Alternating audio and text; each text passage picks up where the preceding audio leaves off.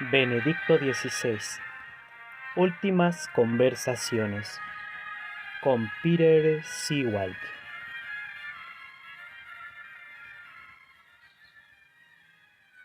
Prefecto. Prefecto de la Congregación para la Doctrina de la Fe, Roma, 1982-2005.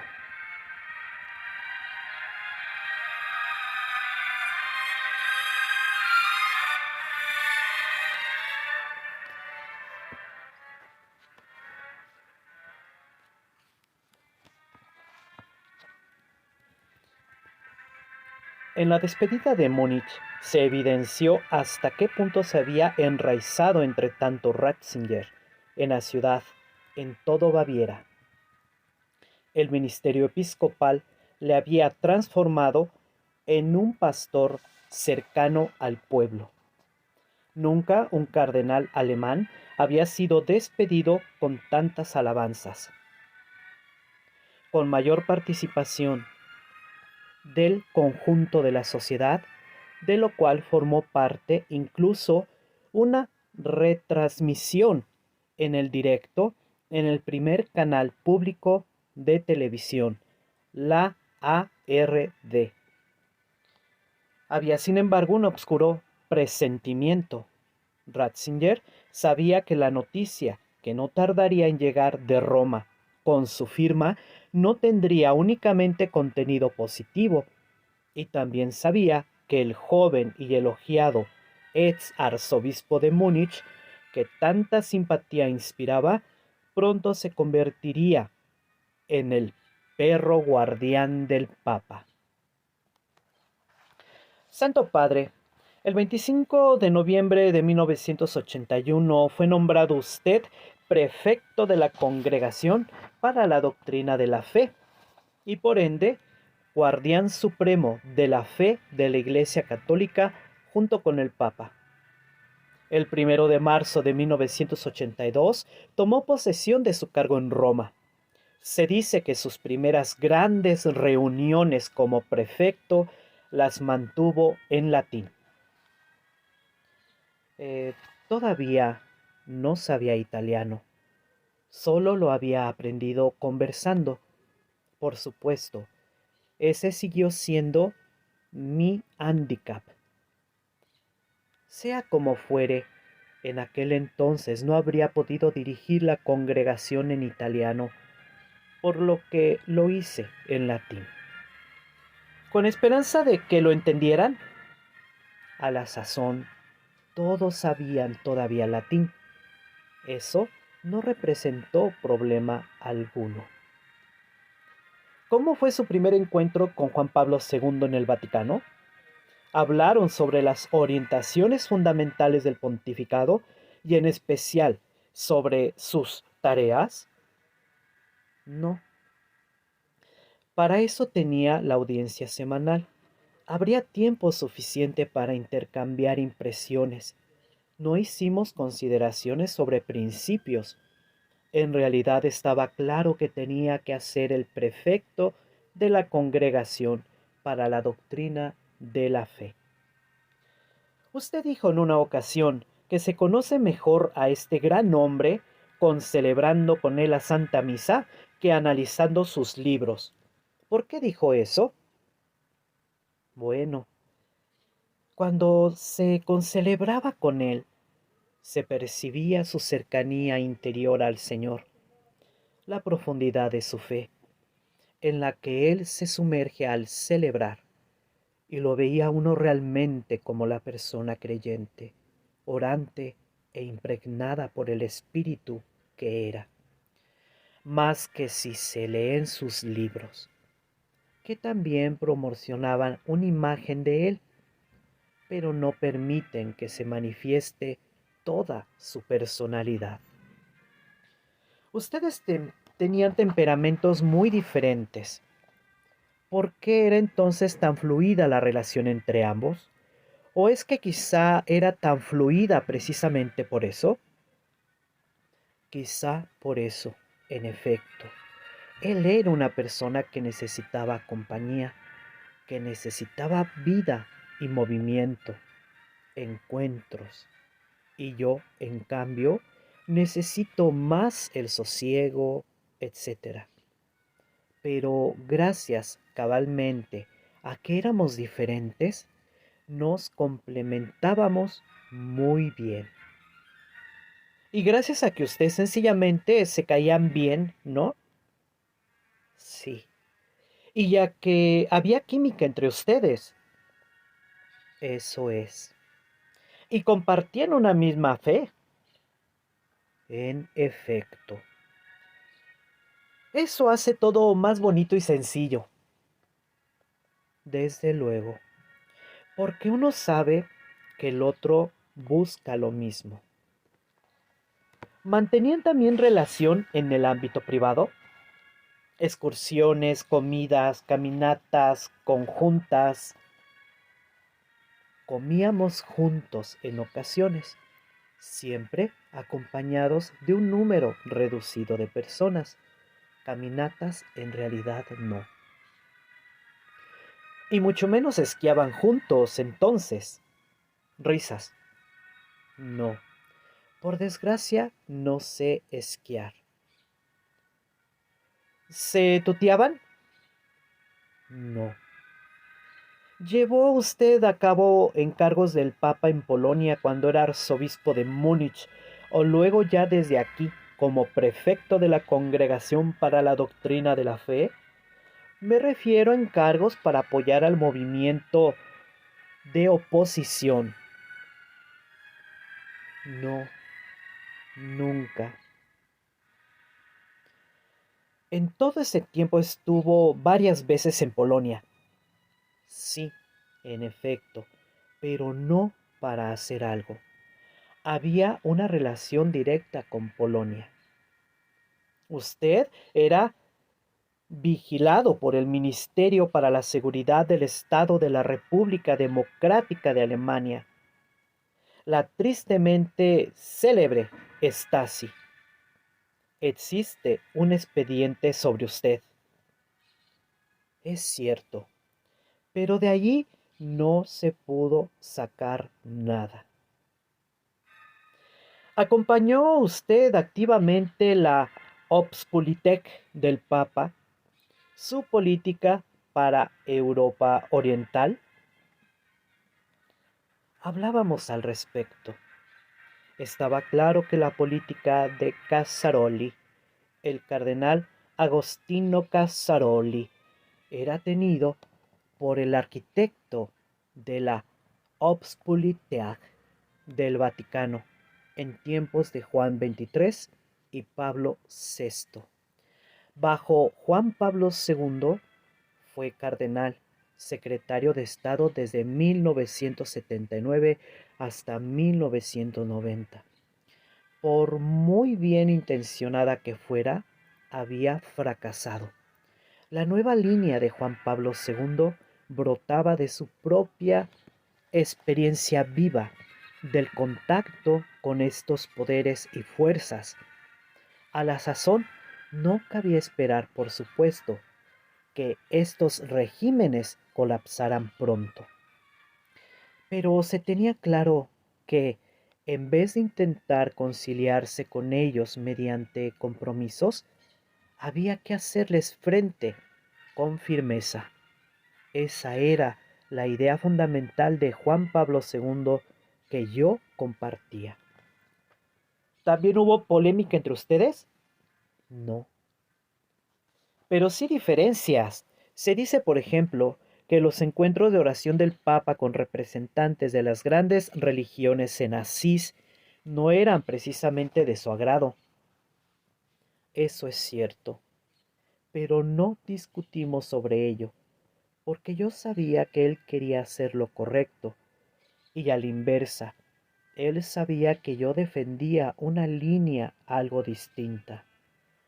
Antes de los 2 encuentros de oración en Asís, me dijo que le gustaría que yo también acudiera, y acudí. Y resultó que aquello estaba mejor estructurado que en la propuesta originaria. Se había tomado en consideración mis objeciones y el encuentro tenía una forma que me permitió participar con agrado. Cuando surgía alguna cuestión compleja, Juan Pablo II supuestamente comentaba: ¿qué dirá el cardenal Ratzinger al respecto? Ya se lo pregunté al comienzo de nuestro primer libro, La sal de la tierra. ¿Le tenía miedo el Papa Bogtila? No. Risas sonoras. Pero se tomaba muy en serio nuestra posición. A este respecto puedo contarle una pequeña anécdota. En una ocasión, un nuncio le preguntó a Pío XII si en un determinado problema podía actuar como él consideraba correcto, aunque ello no se correspondiera del todo con las reglas. El Papa reflexionó sobre el particular y luego dijo: hágalo. Sin embargo, si le descubre el Santo Oficio, no podré protegerlo. Risas. Una de sus publicaciones más imponentes como prefecto de la Congregación para la Doctrina de la Fe fue la Declaración Dominus Jesus. En ella se pone de relieve la singularidad de la Iglesia Católica, lo que suscitó vehemente críticas. Hasta hoy se especula sobre si este documento lo escribió usted mismo. De propósito, nunca escribía yo mismo los documentos del Santo Oficio, para evitar que se pensara que pretendía difundir e imponer mi propia teología. Los documentos debían surgir orgánicamente, a partir de los órganos en cada caso competentes. Por supuesto, yo participaba de manera activa en la redacción. Reestructuraba críticamente algunos pasajes, etcétera, pero de mi mano no he escrito ninguno de los documentos, tampoco la Dominus Jesus.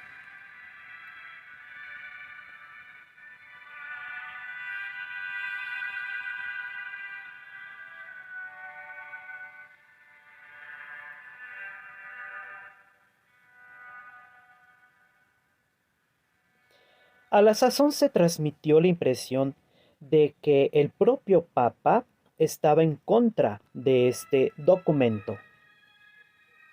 Pero eso no es cierto. Un día me llamó y me dijo: quiero hablar al respecto en un Ángelus y dejar claro que me identifico por completo con la declaración. Por eso le pido que escriba usted mismo el texto para el Ángelus, de suerte que no quede duda alguna de que el Papa está totalmente de acuerdo con usted. Y entonces escribí un texto.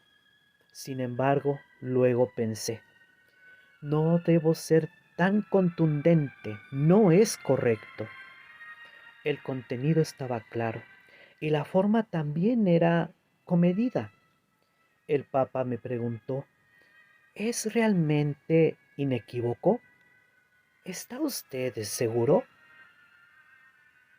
Sí, sí, le contesté, pero resultó justo lo contrario. Esta forma más comedida hizo que todo el mundo dijera: ah, también el Papa se ha distanciado del cardenal. ¿Qué pasó con la gran confesión de culpas del año 2000, con la que la Iglesia Católica pidió perdón por sus omisiones y faltas históricas? ¿Se opuso usted a ella como a menudo se dice? No, también yo estaba a favor de hacerla. Quiero decir, uno se puede preguntar si las múltiples confesiones de culpas tienen realmente sentido, pero también yo consideraba por completo adecuado que la Iglesia, siguiendo el modelo de los Salmos y del libro de Baruch, por ejemplo, confesara a la posteridad las culpas cometidas. ¿La idea del catecismo universal salió de usted? no solo, pero también de mí. A la sazón, cada vez eran más las personas que se preguntaban, ¿tiene la Iglesia todavía una doctrina común? Ya no se sabía qué era lo que la Iglesia realmente creía. Hubo corrientes bastante fuertes, incluso entre gente muy buena, que decían, ya no se puede hacer un catecismo. Yo, en cambio, opinaba, o bien tenemos aún algo que decir y entonces hay que ser capaces de presentarlo, o bien no tenemos ya nada que decir. En este sentido me convertí en paladín de la idea, desde la convicción de que también hoy debemos estar en condiciones de decir qué es lo que cree y enseña la Iglesia. Fides Ratio, Fe y Razón, la encíclica de 1998. ¿Cuánto hay en ella del cardenal Ratzinger? Nada en absoluto o algo. Algo sí. Digamos que ideas. ¿Tiene usted una anécdota favorita de su relación con Juan Pablo II?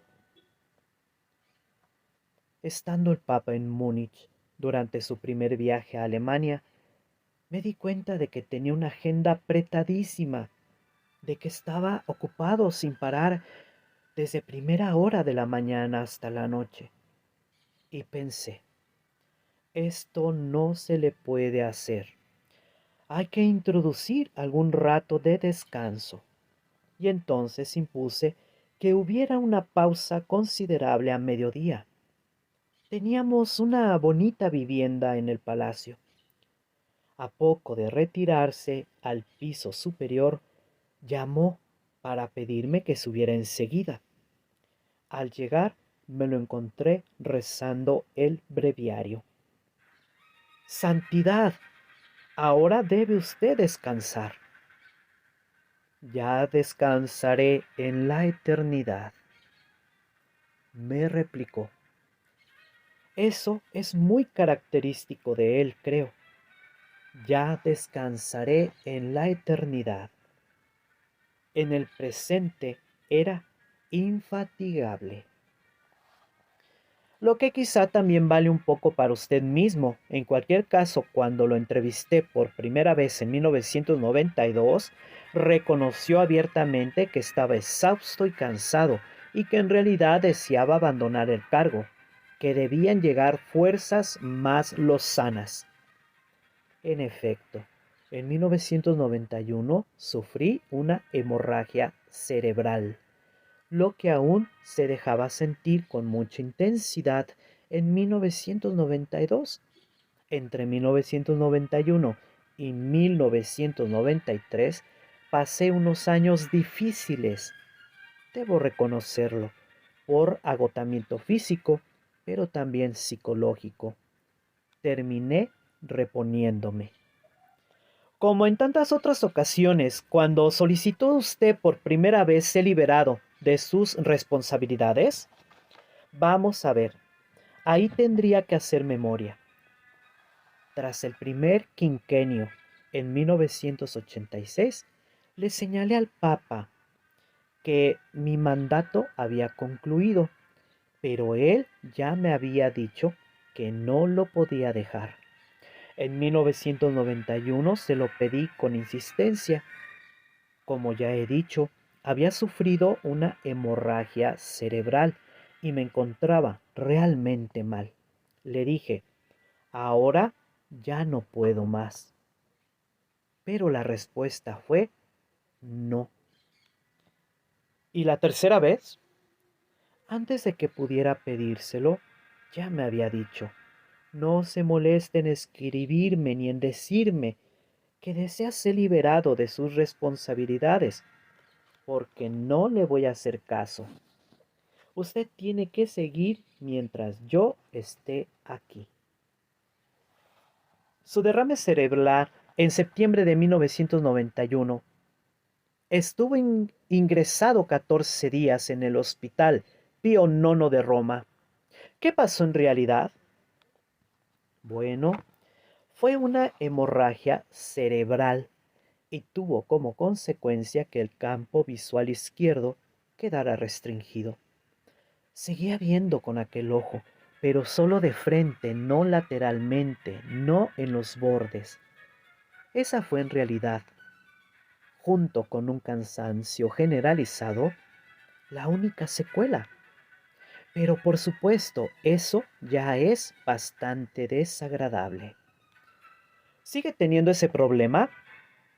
Muy poco a poco fui recuperando algo de lo perdido. Pero luego, un buen día, creo que fue en 1994, sufrí además una especie de embolia que irradió a todo el ojo. Estaba en el monasterio bávaro de María Elk y no fui al oculista hasta el día siguiente. Ya era demasiado tarde, así que la visión de ese ojo quedó seriamente dañada. Estuve en tratamiento durante largo tiempo hasta que surgió un tercer problema, esta vez en la mácula, la mancha amarilla de la retina, especializada en la visión fina, de suerte que ahora no veo nada con el ojo izquierdo. ¿Absolutamente nada? En efecto, ni siquiera distingo entre color, entre claro y oscuro. En el Vaticano usted nunca ha pertenecido a ningún grupo de influencia, siempre ha aborrecido el nepotismo. Su distancia del aparato no le ha creado numerosos enemigos. Creo que en realidad no. También he tenido amigos. Todos sabían que yo no hago política y eso frena la enemistad. La gente sabía que yo no era peligroso. En su calidad de guardián de la fe, marcó usted duramente un cuarto de siglo como ninguna otra persona el pontificado de Juan Pablo II. ¿Cuál fue, a la inversa, la contribución de Wojtyla a la evolución de Ratzinger? Me enseñó a pensar de manera más amplia, justamente también en la dimensión del diálogo interreligioso, sobre todo en relación con encíclica sobre moral fundamental y con el catecismo, mantuvimos un estrecho intercambio. Podría decirse que su mirada más amplia y su visión más filosófica ensancharon también mi horizonte. ¿Quién decidió que escribiera usted el texto del Via Crucis que tuvo lugar en el Coliseo el Viernes Santo de 2005 y en el que habló de la mucha suciedad que había en la iglesia de la traición a Cristo? ¿Fue idea del Papa?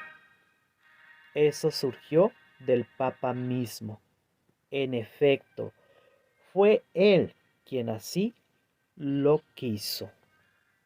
¿Le dijo algo sobre el texto que usted escribió? No, ya no. Estaba demasiado enfermo y cansado. Millones y millones de personas recuerdan todavía el entierro de Juan Pablo II.